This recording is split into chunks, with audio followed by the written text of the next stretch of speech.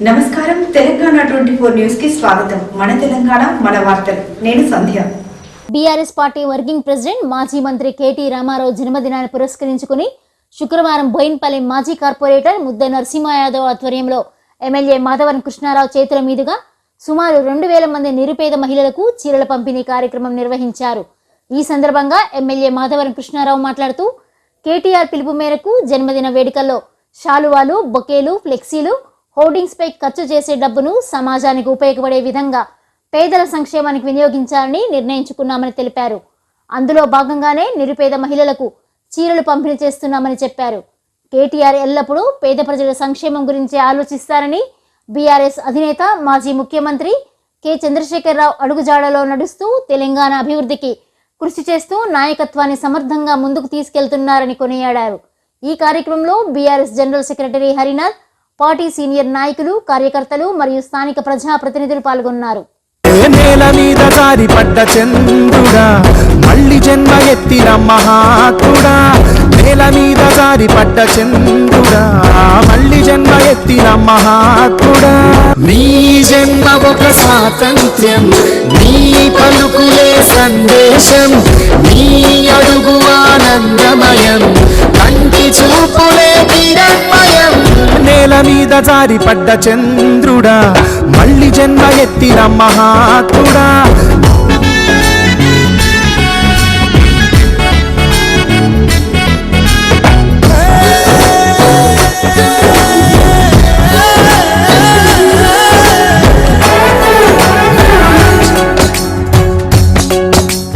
కోట్లాది కళ్ళలోన కన్నీటి దారలకి ఆనకట్ట వేసినట్టి జన్మ నీదయా.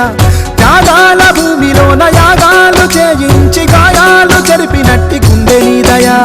పేదవాడి పెదవి మీద నవ్వు నీదయా. పెళ్లి పల్లకి నీవయా, జాతి భారమంత మోసేద నీవయా. నీ జన్మ ఒక స్వాతంత్ర్యం, నీ పలుకులే సందేశం, నీ అడుగు ఆనందమయం, కంటి చూపులే కిరణమయం.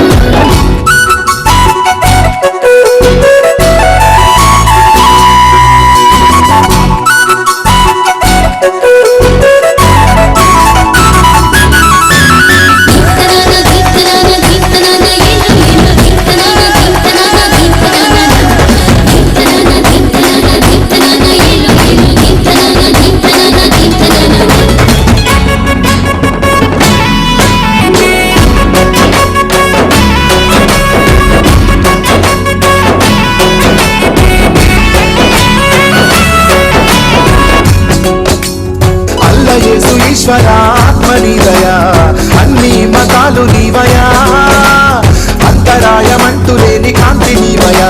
ఈ జన్మ ఒక స్వాతంత్ర్యం, నీ పలుకులే సందేశం, నీ అడుగు ఆనందమయం, కంటి చూపులే కిరణమయం.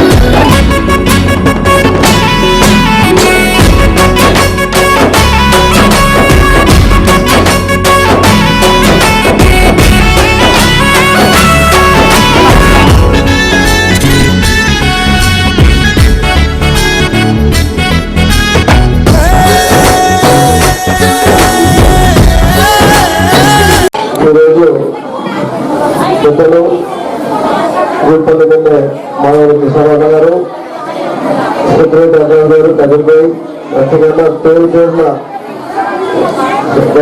అందరూ కూడా ఉదరగారు మిగతా సోదరులకు నమస్కారం. వచ్చిన అక్క జనాలకు అన్నదమ్ములకు నమస్కారం. మన కేటీఆర్ ప్రియతమ నాయకుడు వర్కింగ్ ప్రెసిడెంట్ కేటీఆర్ బర్త్డే సందర్భంగా ఈరోజు కేక్ కటింగ్ ఒకటి. ఎందుకంటే ఢిల్లీలో యువకులు అందరినీ కూడా బీజేపీ గవర్నమెంట్ వాళ్ళను లాఠీ చార్జ్ చేసి చాలా మందిని గాయపరిచి చాలా మంది చనిపోయారు. దాని సందర్భంగా మా నాయకులు ఇలా బర్త్డే చేసుకోకుండా ధర్నాలలో ఒప్పుకుంటూ దాంట్లో మన ఎమ్మెల్యే సార్ కూడా హాజరు కావాలి వెళ్ళాలన్నా. ఈ రోజున కేటీ రామారావు గారు కాబోయే ముఖ్యమంత్రి బర్త్డే సందర్భంగా మీ నాయకుడు ముద్ద నరసింహ యాదవ్ ఆధ్వర్యంలో ప్రతి సంవత్సరం నా బర్త్డే కానీ కేసీఆర్ బర్త్డే కానీ సీరియల్ కార్యక్రమాన్ని పంచడం అనేది ఆయన సంప్రదాయం, ఒక మంచి ఉద్దేశం. ఇవాళ ఓడింగ్లు కట్టేసి డబ్బులు రేట్ చేసి శాలలు తప్పి భోగ్యాలు ఇచ్చేదానికన్నా నిరుపేద బిడ్డలకు చీరలు ఇవ్వాలన్నటువంటి ఆలోచన ఎప్పుడైతే మీ ముద్ద నరసింహకు వచ్చిందో నిజంగా అభినందనీయం. యాక్చువల్గా 11 గంటలకు పెట్టిండు కానీ కేటీ రామారావు గారు నిరాదీక్ష కూర్చోబోతా ఉన్నాడు. బర్త్డేను క్యాన్సిల్ చేసుకొని ఎక్కడైతే ఢిల్లీలో విద్యార్థుల మీద లాఠీ చార్జ్ జరిగిందో దానికి నిరసనగా ఈరోజు మేమందరం ఎమ్మెల్యేలను 10 గంటలకు కూర్చుంటున్నాం. అలాగే సపోర్టుగా సంఘీభావం నిలపడానికి అనుంచే 25 మందిని ఎంచుకుంటే తర్వాత మన ముద్దమన్నం ఇస్తారు. రేపు ఎలక్షన్లు ఎప్పుడు వచ్చినా మా ముద్దమన్నం గెలిపించాలని చెప్పి కూడా మేము తెలియజేస్తాం. ఒక్కరికి ఉద్యోగాలు ఇస్తామని చెప్పి ఉద్యోగాలు మోసం చేశారు. ఆఖరికి 20,000 లీటర్ల మంచినీళ్ళు ఇస్తే అది బంద్ చేసి మనం 1,100 కోట్ల ట్యాంక్ కట్టించిన వాటర్ ట్యాంక్. అలాగే నీళ్ళు నింపి మీకు ఒక్క బోన్పల్లికే ఇచ్చిన ట్యాంకర్ ముద్ద నరసింహ యాదవ్ పట్టుబడితే 100 కోట్ల నీటి సమస్య ఉండదు. ఆ రోజున ఏ గల్లి నీళ్ళు అడగడం లేకుండా ఇప్పుడు ప్రతి పూర్వం నీటి గురించే మాట్లాడుతుంది. సార్ మాకు నీళ్ళు వస్తలేవు సార్, వచ్చినా 10 నిమిషాలు వస్తున్నాయి సార్, వచ్చినా మురికి నీళ్ళు వస్తున్నాయి సార్. అంటే ఎంత దుర్మార్గం అంటే అంత దుర్మార్గంగా ఆలోచన చేసి మళ్ళీ ట్యాక్సులు వేస్తున్నారు, నీటి బిల్లులు మళ్ళీ పంపిస్తున్నారు. ఎన్ని రకాలు చేయాలో అన్ని రకాలుగా ఇలా వాళ్ళు చేస్తున్నట్టు దుర్మార్గం మనం చూస్తాం. మళ్ళీ ఇప్పుడు ఏం చెప్తారు, ఆడపడుతున్నాను కోటీశ్వరం చేస్తామంటారు. ఏ ఒక్కరైనా కోటీశ్వరం అయినా తల్లి మన పూర్తిగా కాన్సెప్ట్ ఒక్కరు ఆ కోటీశ్వరులు పక్కన పెట్టుకోగలరు. కానీ భిక్షగాలు చేయకపోతే చాలు మాకు. ఇక పొత్తులు చేసిందంటే కేసీఆర్ ని పోసేస్తా, పేగులిసి వెడలేసుకుంటా, రక్తం తీసి చల్లుతా, మీ జాతిని నంపేస్తా. ఈ మాటలు తప్ప వేరే మాటలు ఇప్పుడు విన్నారా తల్లి? ఒక రోడ్ అన్నా కనీసం ఫోన్పేలో ఒక రోడ్ అన్న పడుతుందా? నిన్న నేను మీటింగ్ పెట్టి వాటర్ వర్క్స్ మీద మీటింగ్ పెట్టి నేను 2 గంటలు మీటింగ్ పెట్టాను నిన్న ఆఫీసర్లకు. ఎందుకు నీళ్ళు ఇస్తలేదు మాకు మా కాన్షియస్ నీళ్ళు ఎందుకు ఇస్తలేదు అంటే పైనుంచి వస్తలేవు అంటారు. పైనుంచి మన కొండపోచంలో నీళ్లు ఉన్నాయి, మల్లన్న సాగర్లో నీళ్లు ఉన్నాయి. ఆట చేయడానికి చాటగా ఇవాళ బాధపడే ఎవరు వాటర్ రాక మొగలు పడరు, ఆడపిల్లలు పడతారు. బాధ ఆ కష్టం ఏంటో తెలుస్తుంది. వాళ్ళ ఇంటికంటే ట్యాంకర్లు వస్తాయి, మీకేడికి వస్తాయి. నీళ్ళు అనేటువంటి దౌర్భాగ్యమైనటువంటి స్థితిలో వీలున్నారు ఈరోజు, దుర్మార్గమైన స్థితిలో వీలున్నారు ఈరోజు. ఏ ఒక్కటి కూడా ఈ రోజు మళ్ళీ డబుల్ బెడ్రూమ్ ఇస్తా అని చెప్పారు. సంతోషపడడం ఇస్తారేమో అని 6 లక్షల రూపాయలు కానీ ఇస్తారట. 6 లక్షలు ఏడికే తేవాలి వాళ్ళు.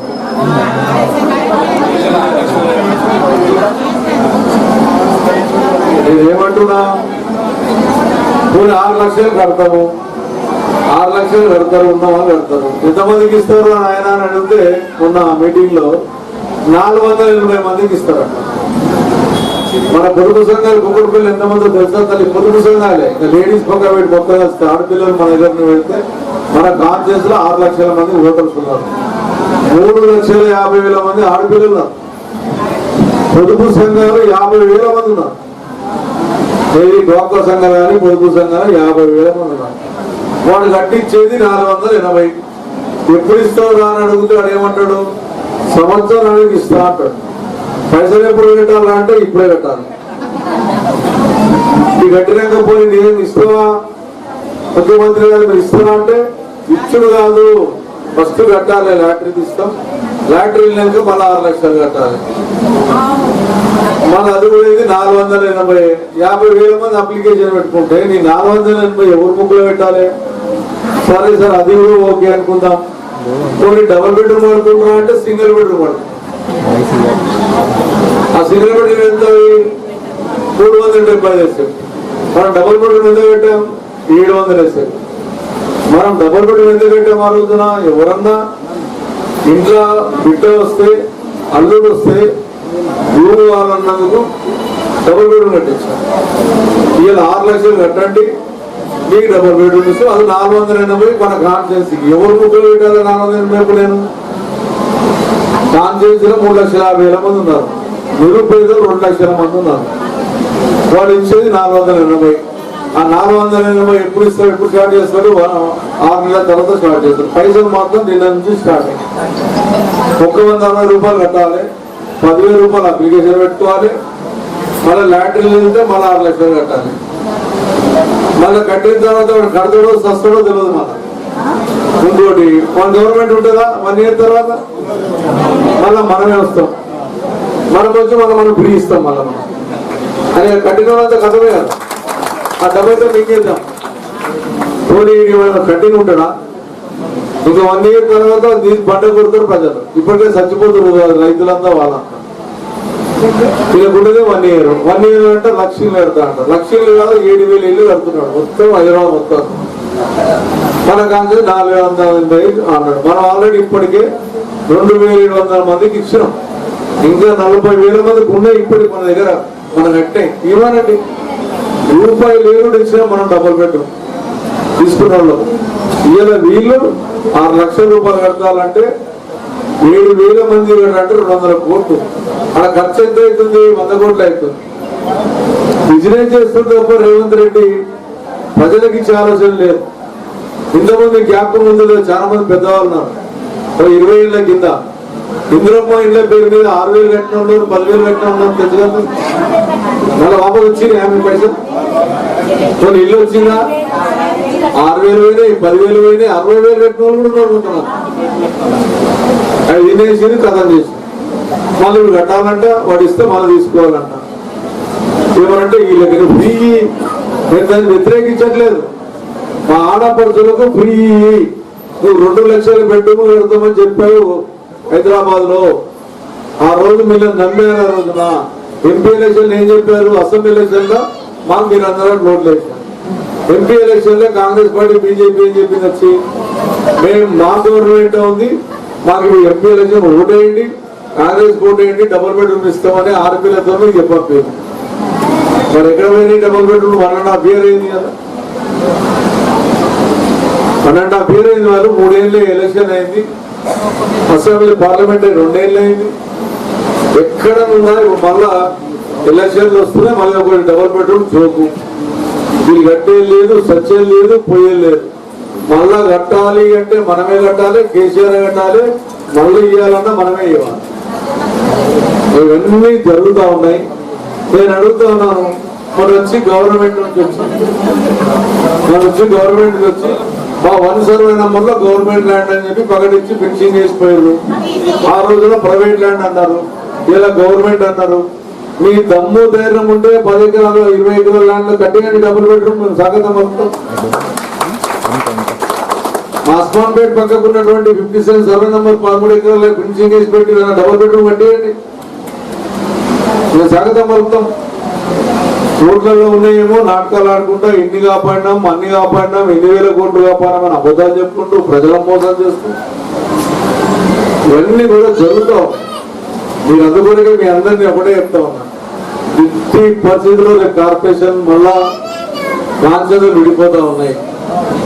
ఏ పెట్టిపోదు ఇక్కడ ముద్దం నరసింహ యాదవ్ పెడతాం. మళ్ళా ప్రభుత్వం మనం వస్తుంది, మన ప్రభుత్వం వస్తుంది. ఎట్టి పరిస్థితుల్లో ఆ రోజు మిగిలిపోయినటువంటి ఎవరికైతే నిరుపేదలు ఉన్నారో అందరికీ కట్టిపించి ఇప్పించి ఫ్రీ ఇచ్చే బాధ్యత మీరన్నా మీ తమ్ముడు వాదానికి తీసుకుంటాం. మనం 5,000 పింఛన్లు అన్నాం, వాడు 4,000 అన్నాడు. సరే వాడికి ఒప్పుకున్నా, ఊర్లో కూడా తెచ్చిండ్రా. 4,000 పింఛన్లు ఇచ్చిందా? నేను గెలిచిన 9వ తారీఖు నాడే ఇస్తా అని చెప్పాడు. ఇప్పుడు 3 ఏళ్ళు అయింది. నెలకు 2,000 రూపాయలు చొప్పున 36 నెలలు అయింది. ఒకరికొకరికి ఎంత బాకీ ఉన్నామో రేవంత్ రెడ్డి కదా 66,000 72,000 బాకీ ఉండేయాలి. మీకే బాకీ ఇవ్వాలి 72,000. మనం 2,500 అవ్వకి ఇస్తా, తాతకి ఇస్తా, ఇట్లా కూడలికి ఇస్తా. ఆయన ఏమో కేసీఆర్ గారేమో మా అత్తకి ఇచ్చిండు, మామకి ఇచ్చిండు. నేను కూడల్లో కూడా ఇస్తా 2,500 ఇచ్చిండు. అతను అత్తకి ఇవ్వలే, కూడలికి ఇవ్వలే. 4,000 పింఛన్లు వస్తే మాకు ఇప్పటికి ఎదురు చూస్తా ఉన్నారు. పింఛన్లు ఇవ్వడం. ఎప్పుడు ఇస్తారు పింఛన్లు అంటే ఎలక్షన్ ముందు ఇస్తారు. మళ్ళీ ఎలక్షన్ వస్తే అప్పుడు 4,000 ఇచ్చి ఇచ్చేస్తే వేయండి అంటాడు. ఇక 4 ఏళ్ళు ముంచిన అన్ని పోతాయి. ఇది జరుగుతూ ఉంది. ముస్లిం సోదరులు అలా చేసుకోవాలి. సోదరులు కూడా మీరు ముస్లింలు పైన ఉన్నారు. మీ ఇమాములకు 5,000 రూపాయలు మేము ఇచ్చినాం. ఆ రోజున 10,000 రూపాయలు ఇమాం మోదళ్ళకి ఇస్తాను. అది ఇచ్చిరా మోదళ్ళకు? ముస్లింలను మోసం చేసి, క్రైస్తవులను మోసం చేసి, ఇలా మనం చెరువు చేసినాం, బ్రహ్మాండమైన చెరువు చేసినాం. దాన్ని ఇంకొక 10-20 కోట్లు ఖర్చు పెడితే బ్రహ్మాండంగా అవుతుంది. దాన్ని పట్టించుకోరు. పోయించారు. వాళ్ళే వస్తారు, వాళ్ళే మారుతారు, వాళ్ళే చేస్తారు. కరెంట్ 24 గంటల కరెంటు మనం ఇచ్చినాం, నీళ్ళు ఇచ్చినాం. ఏది జరుగుతుంది ఆ టైంలో. నేను ముద్దు నరసింహ యాదవ్ పాదయాత్ర చేసినట్టే 10 రోజులు వర్క్ స్టార్ట్ అవుతున్నాయి. ఇలా 10 రోజులు వర్క్ కాదు. మేము పాదయాత్ర చేసిన డబ్బులు ఇస్తలేదు, ప్రజల కష్టాలు వచ్చిన డబ్బులు ఇస్తలేదు, మంచి లేవురు అంటే డబ్బులు ఇస్తలేదు. ఇప్పుడు ఏం చెప్తారు? వర్షాలు పడతలేమంటారు. మీ పాపమే ఆయన వర్షాలు పడక. ఈ ప్రజల ముసురు వల్లే మీ పాపమే. ఇలా దేవుడు కూడా కనికరిస్తలేడు. ఈ దుర్మార్గమైన కాంగ్రెస్ ఎన్నుకున్నారు వీళ్ళు, ప్రజలను ఇబ్బంది పెట్టిన వీళ్ళు అని ఆయన కూడా కోపం వచ్చేసి ఈ దుర్మార్గుడు నిలబొట్టిన దాకా నేను రాని ఏలకు రానంటే ఆయన తిరుగుతున్నాడు పైన. ఇలా ప్రజలు ఎంతో ఇబ్బంది పడుతున్నారు, ప్రజలు ఎన్ని కష్టాలు పడుతున్నారు. ఇలా ఫ్రీ బస్ అన్నారు. మొగన్ దగ్గర 100 రూపాయలు తీసుకుంటారంట, పిల్లానికి ఫ్రీ అంట. మన మొగన్ ప్రజల పిల్లలు కాదు ఫ్రీ బస్ అంట. నువ్వు ఏ ఫ్రీ ఇచ్చినా ఈ ఫ్రీ వల్ల ఏమైనా వచ్చేదేమనుందా, సచ్చేదేమనుందా? ఆ బస్ ఎక్కితే ఏమైతుంది? ఆ సీట్లు అప్పుడు చిన్నతనప్పుడు నా చిన్న ఉన్నప్పుడు సర్వే అవుతుండే మా అమ్మమ్మలో ఊరుకోవాలంటే నా చెప్పడం నా అమ్మమ్మ పొద్దున్న మా అమ్మ ఉంటుండే. ఫస్ట్ సర్వీస్ బస్ వస్తుంటే పోయేసి డ్రెస్ తీసుకుని అది వేసారా అంటుండే. నేను ఎక్కి పైకి ఎక్కి కూడా నా డ్రెస్ కూర్చుంటుంది. మా అమ్మ వచ్చిందాక అట్లుంది పరిస్థితి. మేము ఫ్రీ ఇచ్చాము. ఫ్రీ ఇవ్వమని ఏ మహిళలు అడగలే. మొగన్ దగ్గర 100 రూపాయలు వసూలు చేసి పిల్లల దగ్గర 50 రూపాయలు తక్కువ చేయమని అడగలే. బస్సులు పెంచండి, నిరుపేదలు ఉన్నటువంటి బస్సులు పెంచండి, ఫ్రీ బస్ ఇవ్వండి, లేడీస్ కి ఫ్రీ ఇవ్వండి, వద్దట్లేదు. కానీ మొగల దగ్గర 100 రూపాయలు వసూలు చేస్తావు. ఎందుకు తీసుకుంటావు? అది భార్య పైసలు కావా? భర్తకేమో భార్యకేమో ఫ్రీ ఇస్తావు, భర్త డబ్బులు వసూలు చేస్తే ఇంకెక్కడ ఫ్రీ ఇచ్చినట్టు అయితే చెప్పండి. ఆ ఫ్రీ ఏమో ఇచ్చేది ఉంటే డబుల్ బెడ్రూమ్ ఫ్రీ అని డిమాండ్ చేస్తాం. 6 లక్షలు బంద్ చేయి. మీరు 11 లక్షల రూపాయలు కట్టిస్తా అని చెప్పిన 6 లక్షలు వసూలు చేస్తా అంటున్నావు కదా, ₹1 లేకుండా ఇయ్యి.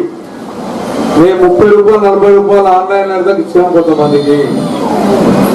మేము ఇలా మీరు ఇచ్చేటటువంటి 10,000 రూపాయలు ఎందుకు కట్టాలని అడగండి.